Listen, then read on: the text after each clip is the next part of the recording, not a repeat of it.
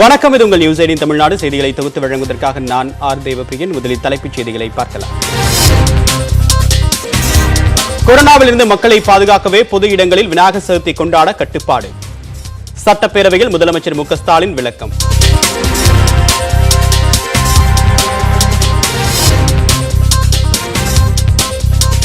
கோடநாடு வழக்கில் மேல் விசாரணைக்கு தடை இல்லை. தடை கோரிய அதிமுக பிரமுகர் அனுபவ் ராவின் மனுவை தள்ளுபடி செய்தது உச்சநீதிமன்றம். உண்மை வெளிவர வேண்டும் என்றும் நீதிபதிகள் கருத்து.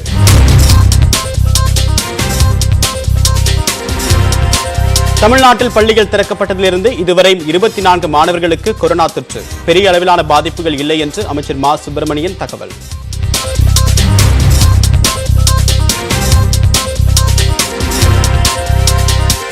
அரசு ஊழியர்களுக்கு வரும் ஜனவரி 1ஆம் தேதி முதல் அகவிலைப்படி உயர்வு. பட்ஜெட்டில் அறிவிக்கப்பட்டதை விட 3 மாதங்கள் முன்கூட்டியே வழங்கப்படும் என்று சட்டப்பேரவையில் முதலமைச்சர் அறிவிப்பு.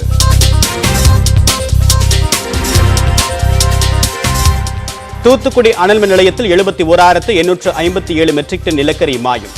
சட்டப்பேரவையில் அமைச்சர் செந்தில் பாலாஜி தகவல். ஆன்லைனில் மதுபானம் விற்கப்படாது என்றும் திட்டவட்டம். நியூஸ் 18 தமிழ்நாடு தொலைக்காட்சி செய்தி எதிரொலி. வடசென்னையில் போலி மருத்துவமனைகளுக்கு சுகாதாரத்துறை அதிகாரிகள் சீல்.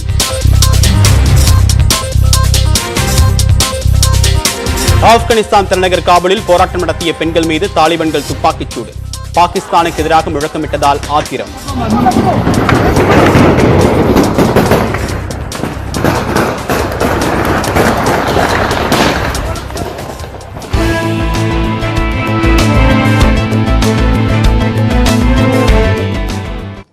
தமிழக மக்களை கொரோனாவிலிருந்து காக்கும் நோக்கத்திலேயே விநாயகர் சதுர்த்தி விழாவை பொது இடங்களில் கொண்டாட தடை விதிக்கப்பட்டிருப்பதாக முதலமைச்சர் மு.க. ஸ்டாலின் தெரிவித்துள்ளார்.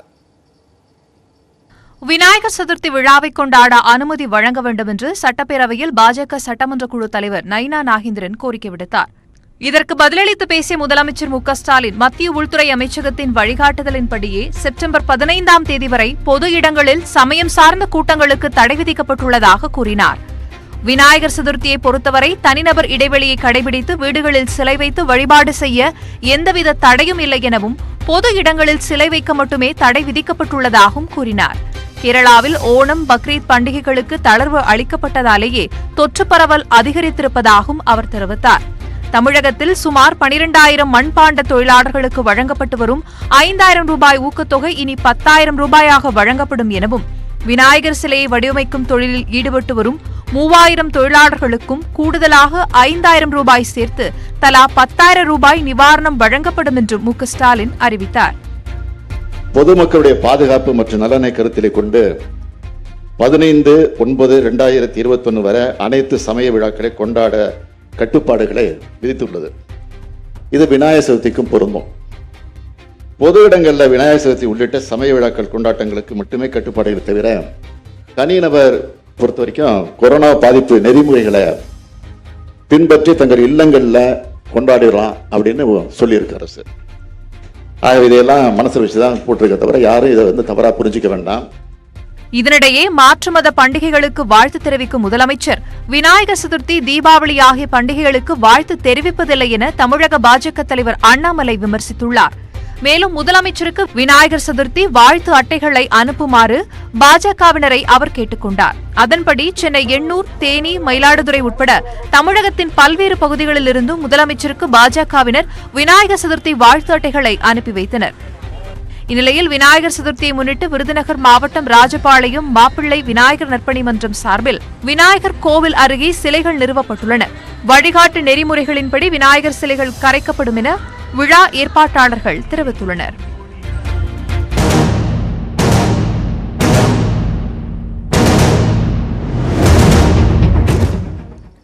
கோடநாடு கொலை கொள்ளை வழக்கில் மேல் விசாரணை நடத்துவதற்கு தடை விதிக்க கோரி அனுபவ் ரவி தாக்கல் செய்த மேல்முறையீட்டு மனுவை உச்சநீதிமன்றம் தள்ளுபடி செய்து உத்தரவிட்டுள்ளது. இதனிடையே வழக்கு தொடர்பாக விசாரணை மேற்கொள்வதற்காக தனிப்படை போலீசார் கேரளா விரைந்திருக்கிறார்கள். கோடநாடு பங்களாவில் நடைபெற்ற கொலை கொள்ளை தொடர்பாக முன்னாள் முதலமைச்சர் எடப்பாடி பழனிசாமி, சசிகலா, இளவரசி, சுதாகரன், நீலகிரி முன்னாள் ஆட்சியர் சங்கர், முன்னாள் எஸ்பி முரளிரம்பா, அதிமுக நிர்வாகி சஜீவன், கோடநாடு எஸ்டேட் மேலாளர் நடராஜன் உள்ளிட்டோரை விசாரிக்க கோரி வழக்கில் தொடர்புடைய தீபு, சதீஷன், சந்தோஷ் சாமி ஆகியோர் உதகை நீதிமன்றத்தில் மனு தாக்கல் செய்தனர். இதனைத் தொடர்ந்து சயான், மனோஜ் மற்றும் மர்மமான முறையில் மரணமடைந்த கனகராஜின் சகோதரர் தனபால் ஆகியோரின் வாக்குமூலங்கள் பரபரப்பை ஏற்படுத்தி வருகின்றன. இதனைத் தொடர்ந்து உதகை நீதிமன்றத்தில் நடைபெற்று வரும் மறு விசாரணைக்கு தடை கோரி சாட்சிகளில் ஒருவரான அதிமுக பிரமுகர் அனுபவ் ரவி சென்னை உயர்நீதிமன்றத்தில் மனு தாக்கல் செய்தார். அந்த மனு தள்ளுபடி செய்யப்பட்டதை அடுத்து உச்சநீதிமன்றத்தில் மேல்முறையீடு செய்தார்.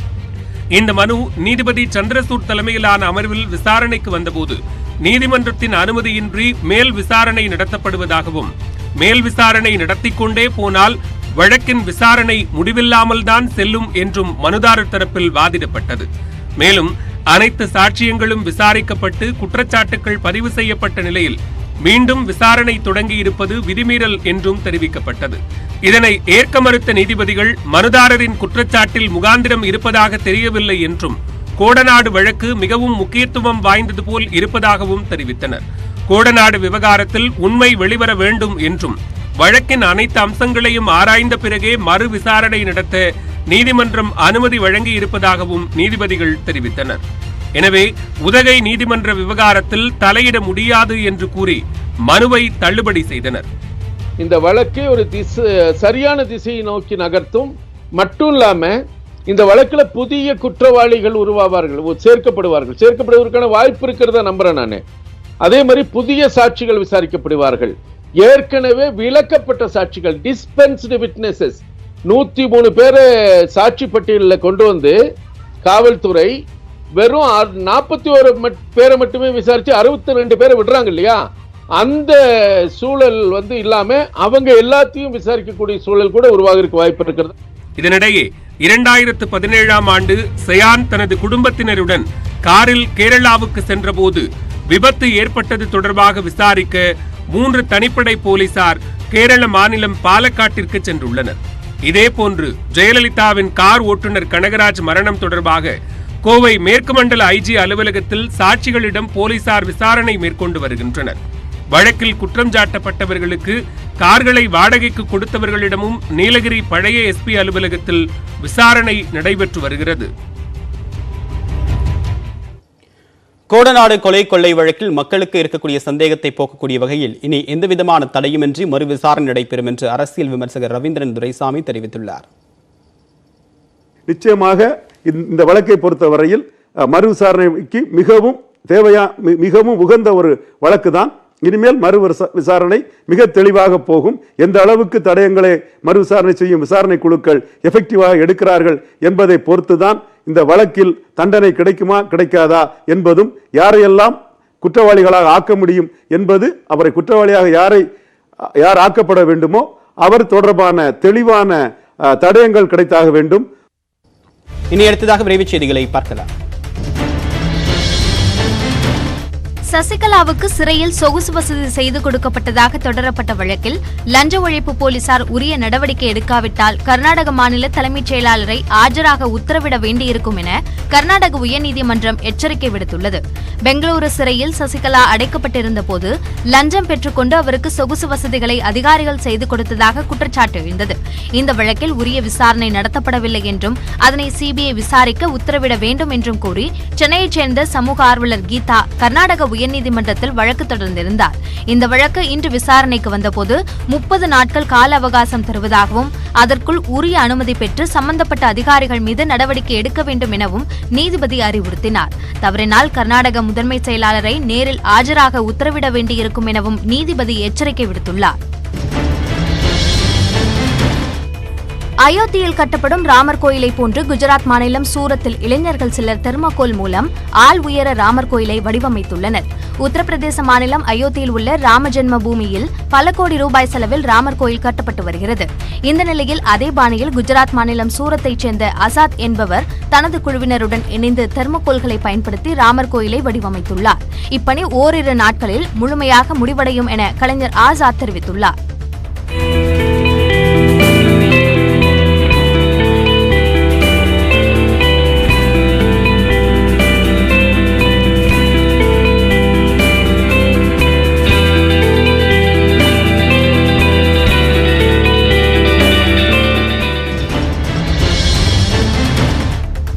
தமிழ்நாட்டிற்கு மேலும் 1 கோடி தடுப்பூசிகளை ஒதுக்க வேண்டும் என்று மத்திய அரசுக்கு மருத்துவத்துறை அமைச்சர் மா சுப்பிரமணியன் கோரிக்கை விடுத்துள்ளார். இது தொடர்பாக மத்திய சுகாதாரத்துறை அமைச்சருக்கு அவர் எழுதியுள்ள கடிதத்தில் தமிழ்நாட்டில் 3 கோடியே 44 லட்சம் பேர் முதல் தவணை தடுப்பூசி செலுத்திக் கொள்ளவில்லை என குறிப்பிட்டுள்ளார். பொதுமக்களுக்கு 100% தடுப்பூசி செலுத்தும் நோக்கில் செப்டம்பர் 12ஆம் தேதியன்று தமிழகத்தில் 18 வயதிற்கு மேற்பட்டவர்களுக்கான மெகா தடுப்பூசி முகாம்கள் நடத்தப்பட உள்ளதை அவர் சுட்டிக்காட்டியுள்ளார். இதற்காக செப்டம்பர் மாத ஒதுக்கீடான 1 கோடியே 4 லட்சம் தடுப்பூசிகளுடன் கூடுதலாக 1 கோடி தடுப்பூசி மருந்துகளையும் ஊசிகளையும் வழங்க வேண்டும் என்று மா சுப்பிரமணியன் கோரிக்கை விடுத்துள்ளார். தமிழகத்தில் ஒரு சில இடங்களில் வரும் 11ஆம் தேதி வரை மழை பெய்ய வாய்ப்பிருப்பதாக வானிலை ஆய்வு மையம் தெரிவித்துள்ளது. இது தொடர்பாக சென்னை வானிலை ஆய்வு மையம் வெளியிட்டிருக்கக்கூடிய செய்திக்குறிப்பில் புதுச்சேரி மற்றும் காரைக்காலிலும் ஒரு சில இடங்களில் மழைக்கு வாய்ப்பிருப்பதாக குறிப்பிடப்பட்டுள்ளது. சென்னையை பொறுத்தவரை 24 மணி நேரத்திற்கு வானம் மேகமூட்டத்துடன் காணப்படும் என்றும் நகரின் ஒரு சில இடங்களில் மிதமான மழை பெய்யக்கூடும் என்றும் அறிவிக்கப்பட்டுள்ளது. வரும் 10 மற்றும் 11 ஆகிய தேதிகளில் தென்கிழக்கு மத்திய வங்கக்கடல் பகுதிகள் மற்றும் தெற்கு அந்தமான் பகுதிகளுக்கு மீனவர்கள் செல்ல வேண்டாம் என்ற முன்னெச்சரிக்கை விடுக்கப்பட்டுள்ளது. சாத்தான்குளத்தில் விசாரணைக்கு அழைத்து செல்லப்பட்ட தந்தை மகன் உயிரிழந்த வழக்கில் குற்றம் சாட்டப்பட்ட ஆய்வாளர் ஸ்ரீதர், உதவி ஆய்வாளர் ரகு கணேஷ் ஆகியோருக்கு ஜாமீன் வழங்க உச்சநீதிமன்றம் மறுத்துள்ளது.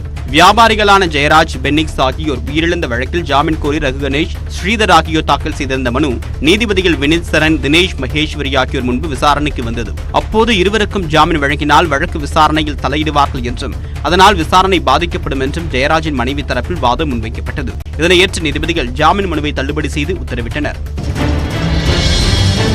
ஒரு பாத்திரத்தின் அடியில் இருக்கும் தண்ணீரை கல்லை தூக்கி போட்டு மேலே வர வைத்து குடித்த காகத்தின் கதை நம் எல்லோருக்கும் தெரியும். ஆனால் சாப்பிட முடியாத பிஸ்கட்டை காகம் ஒன்று தண்ணீரில் நனைத்து சாப்பிட்ட காட்சிகள் இணையத்தில் வைரலாகி வருகின்றன.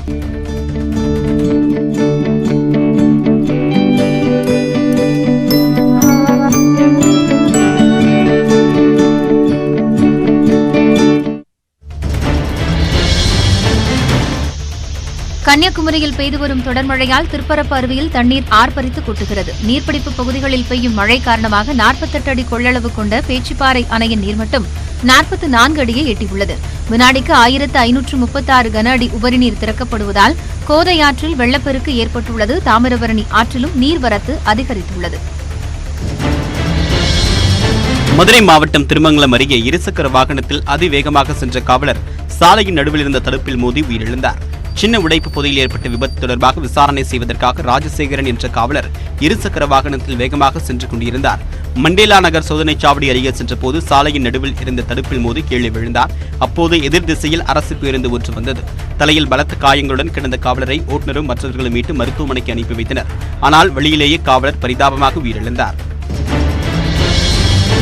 கோவை மாவட்டம் சூலூர் அருகே வித்தியாசமாக சிலம்பம் சுற்றி கல்லூரி மாணவி ஒருவர் உலக சாதனை படைத்துள்ளார். சிலக்கரசல் கிராமத்தைச் சேர்ந்த மோனிஷா கடந்த 2 ஆண்டுகளாக சிலம்பம் பயின்று வருகிறார். கடுமையான பயிற்சிகளை மேற்கொண்ட இவர் உலக சாதனை படைக்க முடிவு செய்து வித்தியாசமான ஒரு முயற்சியை மேற்கொண்டார். தலையில் தீக்கரம் வைத்த இவர் கண்களை பிளேடு கொண்டு மூடி ஐஸ் கட்டியில் முட்டி போட்டு இரு கைகளிலும் நெருப்பு சிலம்பத்தை 15 நிமிடங்கள் சுற்றி அசத்தினார். இதன் மூலம் பீனிக்ஸ் சாதனை புத்தகத்திலும் அவர் இடம் பிடித்தார். இப்ப சிலம்பம்னா பொண்ணுங்க அப்படிங்கறது நம்ம காட்டணும் அல்லவா. கிராமத்து பிள்ளைங்க வீட்டுக்குள்ளேயே தான் இருக்காங்க, அவங்களால ஒண்ணும் முடியாது அப்படின்னு சொல்றாங்கல்ல, அதை நம்ம வளர்த்து காட்டணும் அப்படின்னு நான் மட்டும் வளர்த்து காட்டக்கூடாது. என்ன மாதிரி இருக்கிற பெண்கள் எல்லாருமே பெண்ணு தான் கெத்து அப்படிங்கறத காட்டுறதுக்காட்டி தான் நான் இப்போ ஒரு உலக சாதனை பண்ணேன். நேபாளத்தில் ஏற்பட்டுள்ள வெள்ளப்பெருக்கால் நூற்றுக்கணக்கான வீடுகளை தண்ணீர் சூழ்ந்துள்ளது. தலைநகர் காத்மண்டுவில் 4 மணி நேரத்தில் 11 சென்டிமீட்டர் அளவுக்கு கனமழை கொட்டி தீர்த்தது. இதனால் தெகு, கடகரி, மனோகரா ஆற்றில் வெள்ளப்பெருக்கு ஏற்பட்டுள்ளது. தாழ்வான பகுதிகளில் இருந்து 138 பேர் மீட்கப்பட்டுள்ளனர். எண்ணற்ற வீடுகள் வெள்ளத்தில் மூழ்கியுள்ளன. உத்தரகண்ட் மாநிலத்தில் பெய்த கனமழையால் ஆற்றில் ஏற்பட்ட வெள்ளப்பெருக்கில் தற்காலிகமாக அமைக்கப்பட்டிருந்த பாதை அடித்து செல்லப்பட்டது. ராணி பொக்ரி பகுதியில் டேராடூன் ரிஷிகேஷை இணைக்கக்கூடிய வகையில் அமைக்கப்பட்டு இருந்த மேம்பாலம் கடந்த மாதம் பெய்த கனமழையால் இடிந்து விழுந்தது. இதையடுத்து பொதுமக்கள் ஆற்றை கடந்து செல்லவும் சிறு வாகனங்கள் செல்வதற்கு ஏதுவாக பாலத்தின் அருகிலேயே தற்காலிகமாக மாற்றுப்பாதை அமைக்கப்பட்டது. இந்நிலையில் திங்கட்கிழமை இரவு பெய்த கனமழையால் ஜகான் ஆற்றில் ஏற்பட்ட வெள்ளப்பெருக்கில் தற்காலிக சாலை முழுவதுமாக அடித்து செல்லப்பட்டது. இதனால் அங்கு போக்குவரத்து பாதிக்கப்பட்டுள்ளது. இதனிடையே வாகனம் ஒன்றும் ஆற்று வெள்ளத்தில் அடித்து செல்லப்பட்ட காட்சிகள் தற்போது வெளியாகியுள்ளன.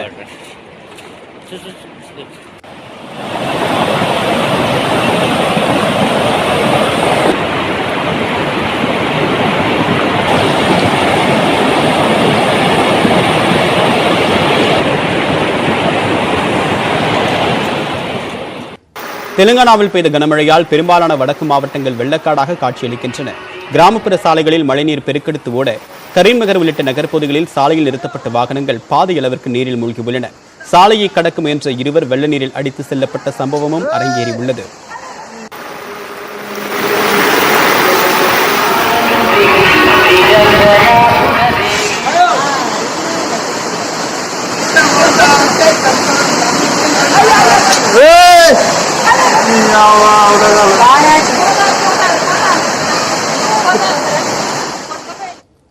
கேரளாவில் நிப்பா வைரசுக்கு சிறுவன் உயிரிழந்த நிலையில் அறிகுறிகள் தென்பட்ட 10 பேருக்கு நெகட்டிவ் என்று பரிசோதனை முடிவு வந்துள்ளது.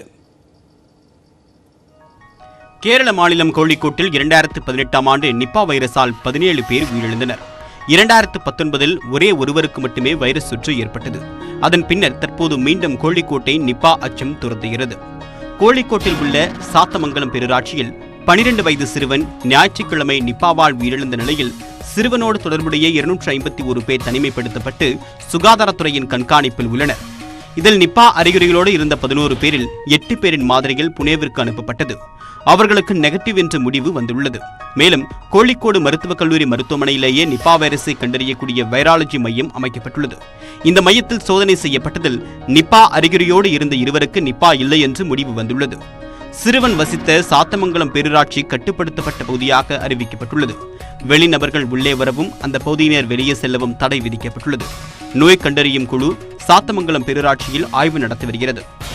பழந்தின்னி வௌவால்கள் மற்றும் பன்றிகளிடமிருந்து மனிதர்களுக்கு பரவக்கூடிய நிப்பா வைரஸ் மனிதர்களின் உடலுக்கு வந்த பிறகு வேகமாக பரவும் தன்மை கொண்டதாக மாறுகிறது. எனவே மரத்திலிருந்து விழுந்த பழங்களை சாப்பிடுவதை தவிர்ப்பது நல்லது. பழங்களை சாப்பிடும்போது அவை இயல்பான நேரத்தில் இயல்பான வாசனையில் இருக்கிறதா, கீறல், வெட்டு, கடித்ததற்கான தடம் எதுவும் இல்லாமல் இருக்கிறதா என்பதை உறுதிப்படுத்த வேண்டும்.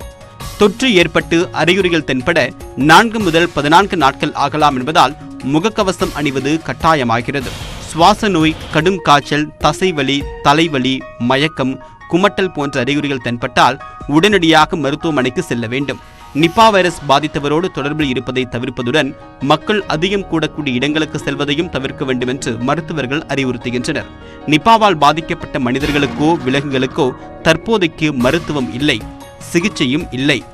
மேலும் நிப்பாவால் 40 முதல் 75% வரை இறப்பு விகிதம் இருக்கும் என்று உலக சுகாதார அமைப்பு எச்சரிப்பதால் கொரோனாவை விட கொடியதாக நிப்பா பார்க்கப்படுகிறது.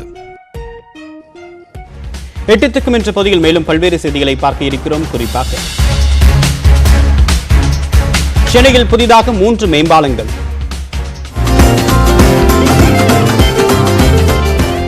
விவரம் அறியலாம் ஒரு சிறு இடைவேளைக்கு பிறகு.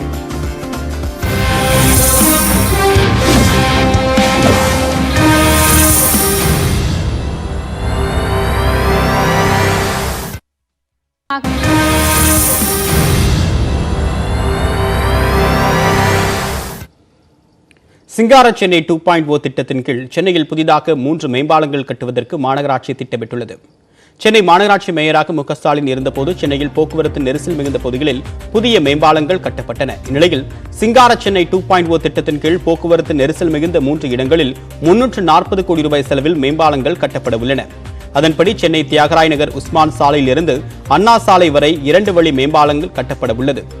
வியாசர்பாடி ஜீவா ரயில் நிறுத்தம் அருகே கணேசபுரத்தில் 4 வழி மேம்பாலமும், ஓட்டேரி நல்லா அருகே 2 வழி மேம்பாலமும் கட்டப்பட உள்ளன. அத்துடன் எழும்பூர் பாந்தியான் சாலையில் உள்ள மேம்பாலம், கிண்டி சர்தார் பட்டேல் சாலையில் உள்ள மேம்பாலம், கோட்டூர்புரம் மூப்பனார் மேம்பாலம் ஆகியவற்றை 8 கோடி ரூபாய் செலவில் மேம்படுத்தி அழகுபடுத்தவும் மாநகராட்சி திட்டமிட்டுள்ளது.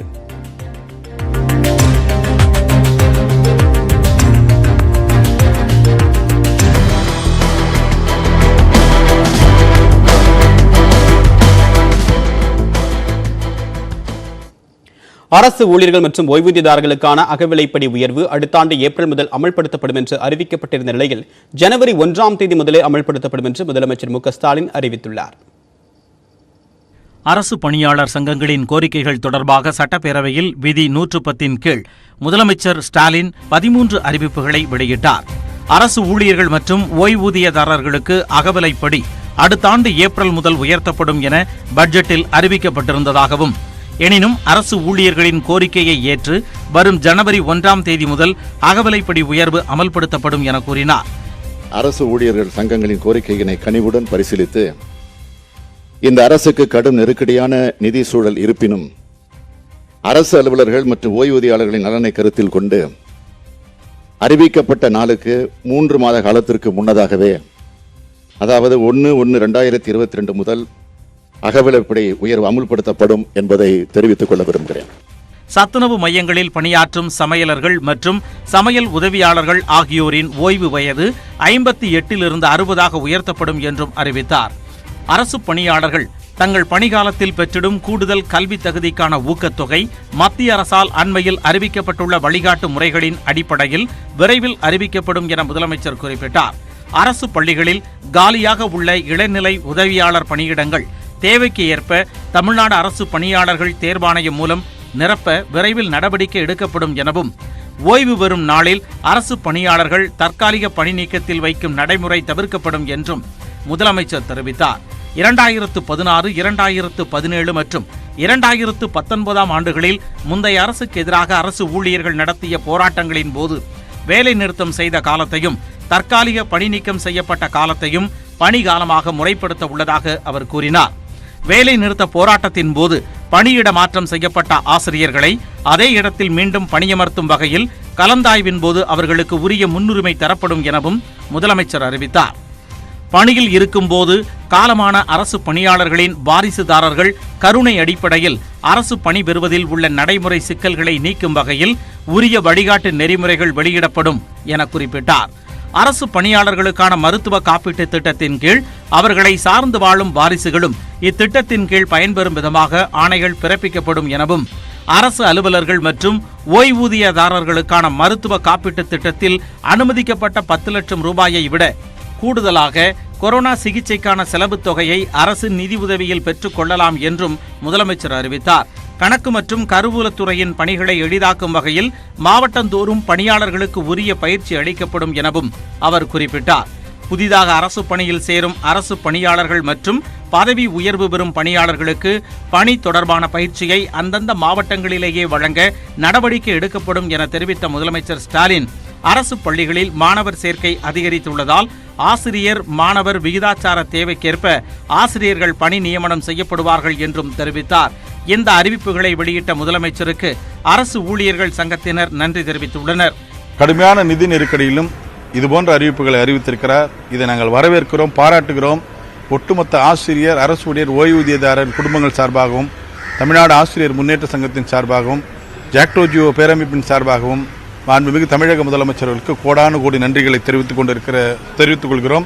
தேர்தல் அறிக்கையில் அளித்த வாக்குறுதிகளை திமுக அரசு படிப்படியாக நிறைவேற்றி வருவதாகவும் அரசு ஊழியர் சங்கத்தினர் தெரிவித்தனர்.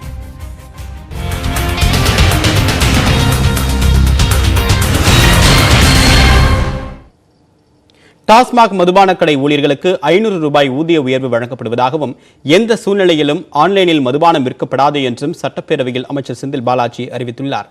வடசென்னையைப் போலவே தூத்துக்குடி அனல்மின் நிலையத்தில் 71,857 மெட்ரிக் டன் நிலக்கரி மாயமாகி இருப்பதாகவும் அவர் கூறியுள்ளார். சட்டப்பேரவையில் மின்சாரத்துறை மானிய கோரிக்கை மீதான விவாதத்தில் பேசிய முன்னாள் மின்துறை அமைச்சர் தங்கமணி, அதிமுக ஆட்சி காலத்தில் தேவையை கருத்தில் கொண்டு மின்சாரம் விலைக்கு வாங்கப்பட்டதாகவும், இதே நடைமுறை திமுக ஆட்சியிலும் நடந்துள்ளது என்றும் கூறினார். கூடங்குளத்தில் 3வது மற்றும் 4வது அலகுகள் அமைக்கும் பணி நடைபெற்று வரும் நிலையில் அங்கு உற்பத்தி செய்யப்படும் முழு மின்சாரத்தையும் தமிழகத்திற்கு வழங்கினால் மின் தேவை முழுமையாக பூர்த்தியாகும் எனவும் தங்கமணி கூறினார்.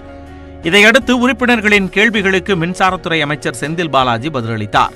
அப்போது வடசென்னை அனல்மின் நிலையத்தில் தனது உத்தரவின் பேரில் நடைபெற்ற சோதனையில் 2,37,437 மெட்ரிக் டன் நிலக்கரி காணாமல் போயிருந்தது கண்டுபிடிக்கப்பட்டதாக குறிப்பிட்டார். அதனைத் தொடர்ந்து தற்போது தூத்துக்குடி அனல்மின் நிலையத்தில் நடைபெற்ற ஆய்விலும் 71,857 மெட்ரிக் டன் நிலக்கரி குறைவாக இருப்பது தெரிய வந்திருப்பதாக கூறினார். கடந்த ஆட்சியில் 1,200 கோடி ரூபாய் மதிப்பில் அறிவிக்கப்பட்ட மின் திட்டங்கள் நிலுவையில் இருப்பதாக அவர் தெரிவித்தார். தமிழகம் மின்மிகை மாநிலமாக இருப்பதாக தெரிவித்த அதிமுக அரசு விவசாயிகளுக்கு இலவச மின் இணைப்புகளை ஏன் வழங்கவில்லை என்றும் கேள்வி எழுப்பினார். வருங்காலங்களில் தமிழகத்தில் உள்ள அனல் மின் நிலையங்கள் மூலமாக மின் உற்பத்தியை பெருக்குவதே அரசின் இலக்கு எனவும் கூறினார்.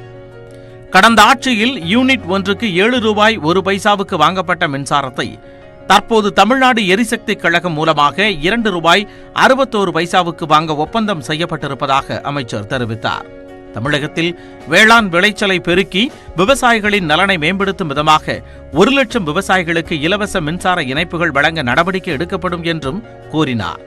பொதுமக்களின் குறைகளுக்கு தீர்வு காணும் வகையில் தொடங்கப்பட்ட மின்னகம் மூலம் 97% மனுக்கள் மீது நடவடிக்கை எடுக்கப்பட்டு குறைகள் தீர்த்து வைக்கப்பட்டுள்ளதாகவும் அமைச்சர் செந்தில் பாலாஜி குறிப்பிட்டார். தொடர்ந்து மதுவிலக்கு மற்றும் ஆயத்தீர்வைத்துறை மானிய கோரிக்கை மீதான விவாதம் நடைபெற்றது. இதில் பங்கேற்று பேசிய அமைச்சர் செந்தில் பாலாஜி, டாஸ்மாக் மதுபான கடைகளில் 25,009 சில்லறை விற்பனையாளர்கள் தொகுப்பூதிய அடிப்படையில் பணியாற்றி வருவதாகவும் அவர்களுக்கு மாத தொகுப்பூதியத்தில் 500 ரூபாய் கூடுதலாக கடந்த ஏப்ரல் முதலே கணக்கிட்டு உயர்த்தி வழங்கப்படும் என்றும் அறிவித்தார். மேலும் எந்த நிலையிலும் ஆன்லைன் மூலமாக மதுபானம் விற்கப்படாது என்று அவர் உறுதிபட கூறினார். நியூஸ் 18 தமிழ்நாடு செய்தி எதிரொலியாக மதுரை மாவட்டம் திருப்பரங்குன்றம் அருகே சுமார் 20 ஆண்டுகளுக்கு பிறகு மின் இணைப்பு வழங்கப்பட்டுள்ளது. திருப்பரங்குன்றம் ஜே நகர் பகுதியில் காட்டுநாயக்கர் சமுதாயத்தை சேர்ந்த 50க்கும் மேற்பட்டோர் குடும்பத்துடன் வசித்து வருகின்றனர். இந்த பகுதியில் உள்ள குடியிருப்புகளுக்கு வழங்கப்பட்ட பட்டாவில் குளறுபடி உள்ளதாக கூறி மாநகராட்சி அதிகாரிகள் வீட்டு வரி ரசீது வழங்க மறுப்பு தெரிவித்துவிட்டனர். இதனால் வீடுகளுக்கு கடந்த 20 ஆண்டுகளாக மின் இணைப்பு வழங்கப்படவில்லை.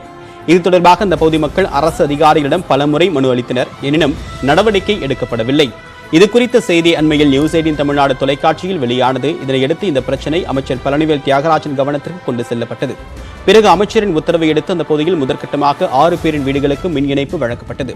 மற்ற வீடுகளுக்கு படிப்படியாக மின் இணைப்பு வழங்கப்படும் என்று அதிகாரிகள் தெரிவித்துள்ளனர்.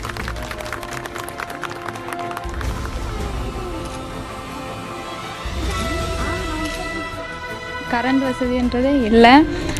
இப்போ இங்கே வந்து பார்த்து எங்களோட பிரச்சனையை, எங்களோட பெரிய துயரமே இந்த மின் வசதி இல்லாதது தான். அதை பார்த்துட்டு எங்களுக்கு இப்போ ஒரு வெளிச்சத்தை கொடுத்து, நான் மட்டும் இல்லை இங்கே இருக்கிற நிறைய பிள்ளைங்களுக்கு படிக்கிற அளவுக்கு வெளிச்சத்தை கொடுத்த உங்களுக்கு ரொம்ப நன்றி சார். அப்புறம் இந்த நியூஸ் வெளியே வந்ததுக்கான காரணமே இந்த நியூஸ் 18 தான் சார். அவங்களுக்கும் ரொம்ப நன்றி சார். ஒரு கோரிக்கை வச்சது என்னன்னா, இந்த வெளிச்சம் வேணும்னு சொல்லி தான். அந்த வெளிச்சத்தை இன்றைக்கி வந்து எல்லாருடைய முயற்சியிலையும் இல்லை, எல்லாருடைய கணக்கிலையும் பார்க்கும்போது இந்த மெயினாக எங்களுடைய சமூகத்தில் சார்பில் நான் நன்றி தெரிவிக்கணும்னா முதல்ல வந்து அந்த பிடிஆர் ஐயாவுக்கு தான், நிதித்துறை அமைச்சர் அவர்களுக்கு தான் நான் நன்றி தெரிவிக்கணும். அதோட இன்றைக்கி வந்த மின்சாரத்துறை அதிகாரிகளுக்கும் நாங்கள் நன்றியை தெரிவிச்சுக்கிறோம். அதுபோன்று இந்த நியூஸ் 18க்கும் நாங்கள் நன்றியை தெரிவிச்சுக்கிறோம். இது தொடர்பாக ட்விட்டரில் கருத்து பதிவிட்டுள்ள நிதியமைச்சர் பிடிஆர் பழனிவேல் தியாகராஜன், மதுரை ஜே நகர் பகுதியில் காட்டுநாயக்கர் சமூகத்தை சேர்ந்த 50க்கும் மேற்பட்ட குடும்பங்களுக்கு 20 ஆண்டுகளுக்கு மேலாக மின் இணைப்பு வழங்கப்படாத செய்தி நியூஸ் 18 தமிழ்நாடு தொலைக்காட்சி மூலமாக கவனத்திற்கு வந்ததாகவும் உடனே நடவடிக்கை எடுத்து அந்த மக்களுக்கு மின்சாரம் கிடைக்க வழிவகை செய்திருப்பதாகவும் தெரிவித்துள்ளார்.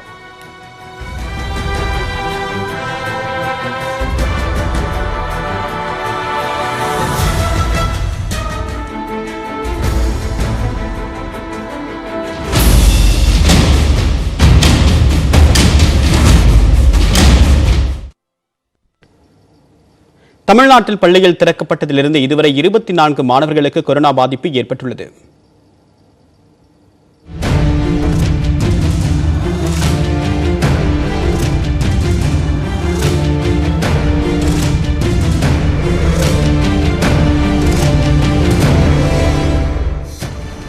தமிழ்நாட்டில் 9 முதல் 12ஆம் வகுப்பு வரையான மாணவர்களுக்கு கடந்த 1ஆம் தேதி முதல் நேரடியாக வகுப்புகள் நடைபெற்று வருகின்றன.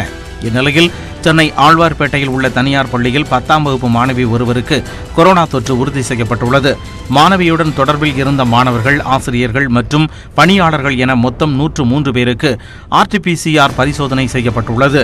பள்ளிக்கு 1 வாரம் விடுமுறை அறிவிக்கப்பட்டுள்ளது. தொற்று உறுதி செய்யப்பட்ட பள்ளியில் மாநகராட்சி துணை ஆணையர் மணீஷ் நேரில் ஆய்வு செய்தார். திண்டுக்கல் நகர் பகுதியில் உள்ள தனியார் மெட்ரிக் பள்ளியில் 11ஆம் வகுப்பு மாணவிக்கு கொரோனா தொற்று உறுதியாகியுள்ளது. ஈரோடு மாவட்டம் கோபிச்செட்டிப்பாளையம் அருகே 10ஆம் வகுப்பு மாணவிக்கு கொரோனா தொற்று உறுதியாகியுள்ளது. இதனிடையே சென்னை சைதாப்பேட்டையில் செய்தியாளர்களிடம் பேசிய மக்கள் நல்வாழ்வுத்துறை அமைச்சர் மா சுப்பிரமணியன், தமிழகத்தில் பள்ளி மாணவர்களுக்கு பெரிய அளவிலான பாதிப்புகள் இல்லை என்றார். இப்போ வரைக்கும் அந்த பாதிப்பு என்பது பெரிய அளவில் இல்லை என்பதுதான் உண்மை.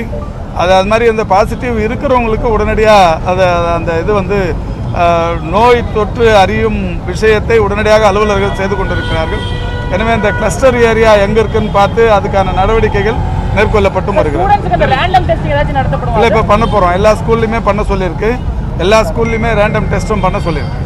ஏற்கனவே கொரோனா பாதிப்பு 1% உள்ள பகுதிகளில் மட்டும்தான் தொற்று பதிவாகி இருக்கிறது என்று சுகாதாரத்துறை செயலாளர் ராதாகிருஷ்ணன் தெரிவித்துள்ளார். தற்போது மாணவர்களுக்கு பதிவாகி இருக்கும் தொற்று கூட பள்ளியில் இருந்து ஏற்படவில்லை என்றும் வெளியில் இருந்துதான் ஏற்பட்டுள்ளது என்றும் அவர் தெரிவித்துள்ளார். பாதிப்பு அதிகமானால் அடுத்த கட்ட நடவடிக்கை குறித்து அனைத்து துறை நிபுணர்களுடன் கலந்து ஆலோசித்து முடிவு எடுக்கப்படும் என்றும் அவர் கூறியுள்ளார். ஒரு இடத்தில் இல்லை, எங்கேயுமே கிளஸ்டர் இது வரைக்கும் இல்லை.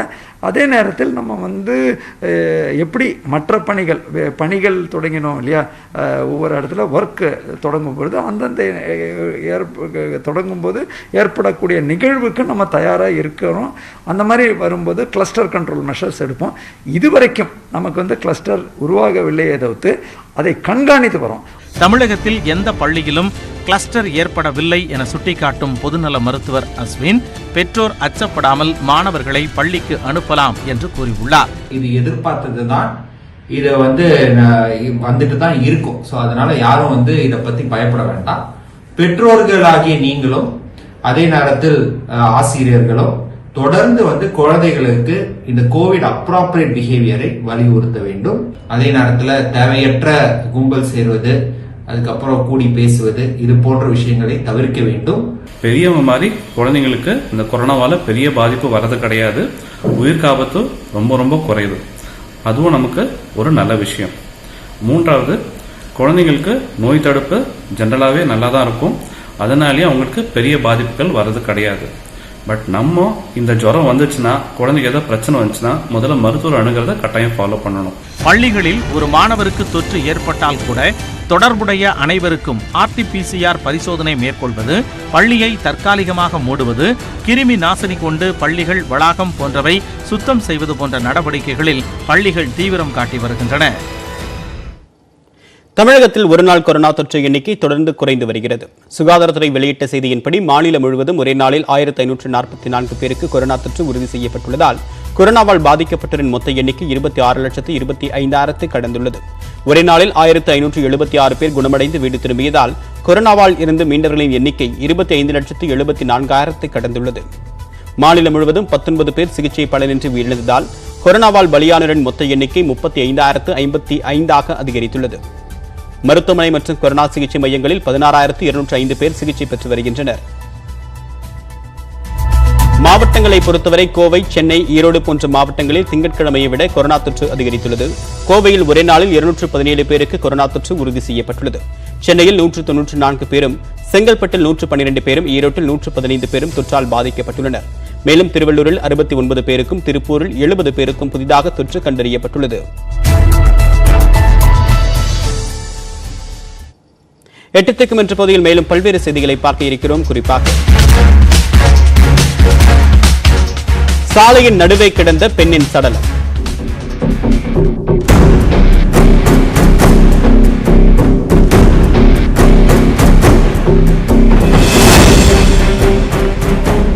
விவரம் அறியலாம் ஒரு சிறிய இடைவெளிக்கு பிறகு.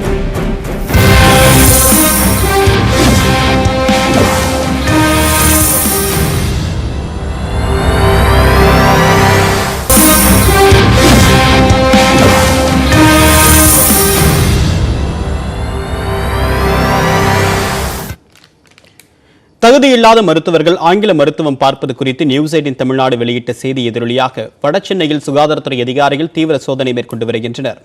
வடசென்னை பகுதியிலான ராயபுரம், குறுக்குப்பேட்டை, தண்டையார்பேட்டை, கொடுங்கையூர், வண்ணாரப்பேட்டை போன்ற பகுதிகளில் யுனானி, பிசியோதெரபி, சித்தா போன்ற மருத்துவ படிப்புகளை படித்துவிட்டு அவர்களுக்கு சற்றும் தொடர்பே இல்லாத ஆங்கில மருந்துகளை நோயாளிகளுக்கு கொடுப்பதாக நியூஸ் 18க்கு தகவல் கிடைத்தது. இதையடுத்து அந்த பகுதிகளுக்கு சென்று கள ஆய்வு மேற்கொண்ட போது நியூஸ் 18 தமிழ்நாடு குழு அதிர்ச்சியூட்டக்கூடிய பல்வேறு தகவல்களை அம்பலப்படுத்தியது. ஆங்கில மருத்துவத்தை மேற்கொள்ள குறைந்தபட்சம் MBBS படித்திருக்க வேண்டும் என்றும், யுனானி, சித்தா, ஆயுர்வேதம், ஹோமியோபதி போன்ற மருத்துவ முறைகளில் பயின்றவர்கள் உயிர் போகும் அவசர காலம் தவிர பிற தருணங்களில் ஆங்கில மருந்தையோ ஊசியையோ பயன்படுத்தக்கூடாது என்றும் தமிழ்நாடு இந்திய மருத்துவ சங்கத்தின் விதிகள் கூறுகின்றன. இந்த விதிகளுக்கு புறம்பாக மருத்துவம் பார்த்து வந்த சிலர் குறித்து நியூஸ் 18 தமிழ்நாடு செய்தி வெளியிட்டது. இந்நிலையில் 2 குழுக்களாக சென்ற சுகாதாரத்துறை அதிகாரிகள் வடசென்னையில் தீவிர சோதனையில் ஈடுபட்டனர். கொடுங்கையூரில் உள்ள அனீஸ் அகமது என்ற யுனானி மருத்துவரின் கிளினிக்கில் சோதனை செய்த அதிகாரிகள் அவருடைய மருத்துவத்திற்கு தொடர்பில்லாத ஆங்கில மருந்துகளை அங்கிருந்து கைப்பற்றியுள்ளனர். நியூஸ் 18 செய்தி மூலமாக அம்பலமான அத்தனை மருத்துவர்களையும் சோதனை செய்வோம் என்றும் சுகாதாரத்துறை அதிகாரிகள் தெரிவித்துள்ளனர். அடுத்ததாக விரைவுச் செய்திகளை பார்க்கலாம். கல்வி என்பது அனைவருக்கும் சமத்துவமானதாக இருக்க வேண்டும் என பிரதமர் மோடி அறிவுறுத்தியுள்ளார். ஷிக்ஷாக் பர்வ் எனும் மாநாட்டில் காணொலி மூலம் கலந்து கொண்ட அவர் கல்வித்துறைக்கான பல்வேறு திட்டங்களை தொடங்கி வைத்தார். அப்போது பேசிய அவர், பள்ளியின் தர மதிப்பீடு மற்றும் உத்தரவாதம் திட்டமானது இந்திய கல்வி முறையை சர்வதேச தரத்திற்கு உயர்த்துவதோடு இளைஞர்களை எதிர்காலத்திற்கு தயார்படுத்தும் எனவும் நம்பிக்கை தெரிவித்தார். பேசும் புத்தகங்கள் மற்றும் ஆடியோ புத்தகங்கள் இப்போது கல்வி முறையின் ஒரு பகுதி எனவும் சைகை மொழி ஒரு பாடமாக சேர்க்கப்படுவதாகவும் குறிப்பிட்டார். கொரோனா காலத்தில் புதிய பயிற்றுவிப்பு முறைக்கு ஏற்றவாறு தங்களை தயார்படுத்தி மாணவர்களுக்கு உதவியதாக ஆசிரியர்களையும் பிரதமர் பாராட்டினார். நீட் தேர்வு விவகாரத்தில் மாணவர்களின் துயரத்தை அறியாமல் மத்திய அரசு பாராமுகமாக செயல்படுவதாக காங்கிரஸ் முன்னாள் தலைவர் ராகுல் காந்தி குற்றம் சாட்டியுள்ளார். இது தொடர்பான டுவிட்டர் பதிவில் நீட் தேர்வை ஒத்திவைத்து மாணவர்களுக்கு நியாயமான வாய்ப்பு கிடைக்க நடவடிக்கை எடுக்க வேண்டும் என குறிப்பிட்டுள்ளார். சிபிஎஸ்இ தொடர்பான தேர்வுகள் அடுத்தடுத்து நடைபெறவுள்ளது. இதனால் மாணவர்கள் குழப்பமடைய வாய்ப்புள்ளதால் நீட் தேர்வை ஒத்திவைக்க வேண்டும் என பல தரப்பினரும் தொடுத்த வழக்குகளை உச்சநீதிமன்றம் தள்ளுபடி செய்தது. இந்நிலையில் நீட் தேர்வை ஒத்திவைக்க வேண்டும் என மத்திய அரசுக்கு ராகுல் காந்தியும் வலியுறுத்தியுள்ளார். கோவில்களில் முட்டை போடும் பணியாளர்களுக்கு மாதந்தோறும் 5000 ரூபாய் ஊக்கத்தொகையாக வழங்கப்படும் என்று இந்து சமய அறநிலையத்துறை அமைச்சர் சேகர்பாபு தெரிவித்துள்ளார். பேரவையில் நேரமில்லா நேரத்தில் பேசிய திமுக எம்எல்ஏக்கள் கோவி செழியன், நந்தகுமார் ஆகியோர் மொட்டை போடும் பணியாளர்கள் குறித்து கவனஈர்ப்பு தீர்மானம் கொண்டு வந்தனர். அப்போது மொட்டைக்கு இனி கட்டணம் இல்லை என்ற திட்டத்தால் அந்த தொழில் செய்யும் பணியாளர்களின் வாழ்வாதாரம் பாதிக்கப்பட்டுள்ளதாக அவர்கள் குறிப்பிட்டனர். இதற்கு பதிலளித்த அமைச்சர் சேகர்பாபு, 1749 பணியாளர்களுக்கு அடையாள அட்டை வழங்கப்பட்டு அவர்களுக்கு மாதந்தோறும் 5000 ரூபாய் ஊக்கத்தொகை வழங்கப்படும் என்றார். கோவையில் சாலையின் நடுவே பெண்ணின் சடலத்தை வீசிவிட்டு சென்ற நபர்களை போலீசார் தேடி வருகின்றனர். கோவை சின்னையம்பாளையம் சோதனைச்சாவடி அருகே சாலையின் நடுவே சுமார் 50 வயது பெண்ணின் சடலம் கிடப்பதாக காவல்துறையினருக்கு தகவல் கிடைத்தது. இதையடுத்து அங்கு சென்ற காவலர்கள் உடலை மீட்டு பிரேத பரிசோதனைக்காக அரசு மருத்துவமனைக்கு அனுப்பி வைத்தனர். இது தொடர்பாக அப்பகுதியிலிருந்து சிசிடிவி கேமராவை கைப்பற்றி போலீசார் ஆய்வு செய்தனர். அதில் அவ்வழியாக சென்ற ஸ்கார்பியோ கார் சென்ற பிறகு சாலையில் சடலம் கிடக்கும் காட்சி பதிவாகியுள்ளது. இதையடுத்து கணியூர் சுங்கச்சாவடியில் பதிவான அந்த காரின் விவரங்களை சேகரித்து பீளமேடு போலீசார் விசாரணை மேற்கொண்டு வருகின்றனர். மதுரையில் தையல்காரரிடம் 10 லட்சம் ரூபாய் பெற்று ஏமாற்றிய வழக்கில் பெண் காவல் ஆய்வாளரின் முன்ஜாமீன் மனுவை திரும்பப் பெற சென்னை உயர்நீதிமன்ற மதுரை கிளை அனுமதி வழங்கியுள்ளது. இது தொடர்பான வழக்கு நீதிபதி புகழேந்தி முன்பு விசாரணைக்கு வந்தது. அப்போது குற்றம் சாட்டப்பட்ட காவல் ஆய்வாளர் வசந்தி ஏற்கனவே கைது செய்யப்பட்டு சிறையில் உள்ளதாக மனுதாரர் தரப்பு வழக்கறிஞர் தெரிவித்தார். இதனால் முன்ஜாமீன் கேட்டு அவர் தாக்கல் செய்த மனுவை வாபஸ் பெறவும் அனுமதி கேட்கப்பட்டது. இதனை கேட்ட நீதிபதி தற்போது நடைபெறும் விசாரணை மீது தமக்கு நம்பிக்கை உள்ளதாக கூறினார். பணியில் இருக்கும்போதே காவல்துறை அதிகாரி தவறு செய்ததால் அவர் சார்ந்த துறைக்கே களங்கம் ஏற்பட்டுள்ளதாகவும் அவர் தெரிவித்தார். எனவே உரிய விசாரணை நடத்தி சட்டம் அனைவருக்கும் சமம் என்ற நம்பிக்கையை பொதுமக்களிடம் ஏற்படுத்த வேண்டும் என கூறிய நீதிபதி முன்ஜாமீன் மனுவை திரும்பப் பெற அனுமதி அளித்தார். 4 நாள் தடைக்கு பிறகு ராமேஸ்வரம் ராமநாத சுவாமி கோவிலில் பக்தர்கள் சுவாமி தரிசனம் செய்ய அனுமதிக்கப்பட்டனர். வெள்ளி முதல் ஞாயிறு வரை கோயில்களில் பக்தர்கள் சுவாமி தரிசனம் செய்ய ஏற்கனவே தடை உள்ளது. நேற்று அமாவாசை என்பதால் ராமேஸ்வரத்திற்கு ஏராளமான பக்தர்கள் தர்ப்பணம் கொடுக்க வருவார்கள் என்பதால் தடை நீட்டிக்கப்பட்டது. இதையடுத்து இன்று அதிகாலையிலேயே ராமேஸ்வரத்தில் குவிந்த பக்தர்கள் அக்னி தீர்த்த கடற்கரையில் நீராடினர். தொடர்ந்து ராமநாத சுவாமி கோயிலுக்கு சென்றவர்கள் கூட்ட நெரிசலுக்கிடையில் சுவாமி தரிசனம் செய்தனர். இந்த செவ்வாய்க்கிழமைனால தரிசனத்துக்கு இன்னைக்கு காத்திருந்து ரொம்ப நேரம் காத்திருந்து இன்னைக்கு தரிசனம் பார்த்துருக்கோம். இதில் என்ன ஒரு பார்த்தீங்கன்னா கொரோனா தடுப்பு எல்லாம் நல்லா கரெக்டாக பார்த்து நல்லா பண்ணி அனுப்பிவிட்டாங்க. இந்த 21 தீர்த்தை மட்டும் கொடுத்துருந்தா கொஞ்சம் நல்லா இருந்திருக்கும் மாதிரி தோணுது. தமிழக அரசு பரிசீலனை பண்ணால் கொஞ்சம் நல்லா இருக்கும். இங்கிலாந்தில் விண்ணிலிருந்து எரி நட்சத்திரம் ஒன்று விழும் காட்சியை துறைமுகத்தில் இருந்த கேமரா படம் பிடித்துள்ளது. இங்கிலாந்தின் சவுதாம்ப்டன் துறைமுகத்தில் வைக்கப்பட்டிருந்த கேமராவில் கடந்த ஞாயிறன்று இந்த காட்சி பதிவாகியுள்ளது. சோலன் ஷிப்ஸ் எனும் நிறுவனத்திற்கு சொந்தமான கேமராவில் பதிவான இந்த காட்சிகள் அந்நிறுவனத்தின் யூடியூப் சேனலில் வெளியிடப்பட்டுள்ளது.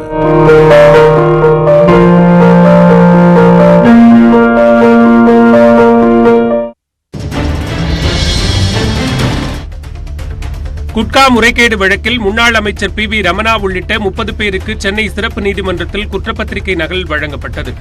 தமிழ்நாட்டில் குட்கா விற்பனைக்கு தடை உள்ள நிலையில் சட்டவிரோதமாக விற்பனை நடத்தியதில் 639 கோடி ரூபாய் அளவில் வருவாய் ஈட்டி இருப்பதாகவும் அதில் முன்னாள் அமைச்சர் பி வி ரமணா மற்றும் அரசு அதிகாரிகள் உட்பட 30 பேருக்கு தொடர்பு இருப்பதாகவும் சிபிஐ மற்றும் அமலாக்கத்துறை சார்பில் சென்னை சிபிஐ சிறப்பு நீதிமன்றத்தில் ஏற்கனவே தாக்கல் செய்த குற்றப்பத்திரிகையில் குறிப்பிடப்பட்டிருந்தது. அதிகார துஷ்பிரயோகம், கூட்டுச்சதி, சட்டவிரோத அன்பளிப்பு கேட்பது உள்ளிட்ட பிரிவுகளில் சிபிஐ வழக்கு பதிவு செய்துள்ளதாக குற்றப்பத்திரிகையில் தெரிவிக்கப்பட்டிருந்தது. இந்நிலையில் நீதிமன்றத்தில் நேரில் ஆஜரான அனைவருக்கும் அந்த குற்றப்பத்திரிகையின் நகல் வழங்கப்பட்டது. அதனைத் தொடர்ந்து வழக்கு விசாரணை வரும் 21ஆம் தேதிக்கு தள்ளி வைக்கப்பட்டது. மத்திய அரசின் வேளாண் சட்டங்களுக்கு எதிர்ப்பு தெரிவித்து ஹரியானா மாநிலம் கர்னலில் உள்ள தலைமை செயலக கிளை வளாகத்தை ஆயிரக்கணக்கான விவசாயிகள் முற்றுகையிட்டதால் பரபரப்பு ஏற்பட்டது.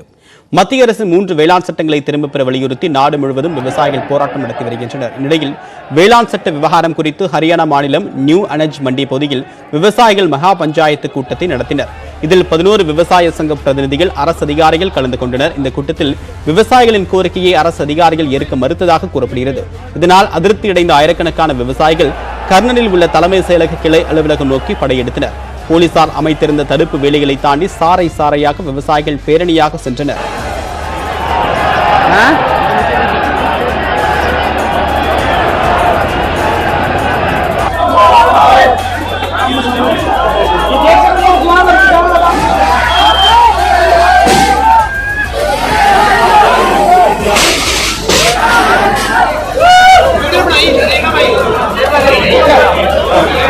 பின்னர் தலைமை செயலக கிளை அலுவலகத்தை சென்றடைந்த விவசாயிகள் அங்கும் முற்றுகை போராட்டத்தில் ஈடுபட்டனர். வேளாண் சட்டங்களுக்கு எதிராக முழக்கங்களை எழுப்பினர். மற்ற செய்திகளை ஒரு சிறிய இடைவேளைக்கு பிறகு பார்க்கலாம்.